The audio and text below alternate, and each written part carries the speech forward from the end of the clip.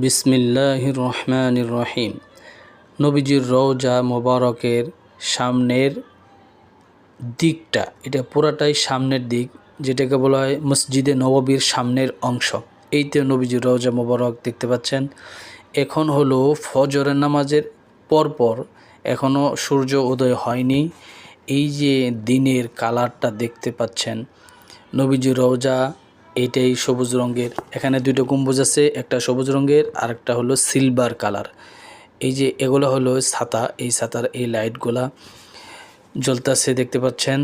এগুলো হলো ফজরের নামাজ শেষ হয়েছে, এখন মুসল্লিরা চলে যাচ্ছেন।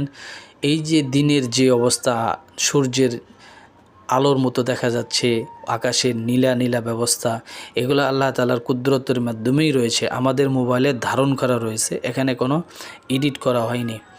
এখন হলো ঠিক ফজর নামাজের পরপর। এখন এই পাশটা হলো নবীজির রওজার পূর্ব পাশ।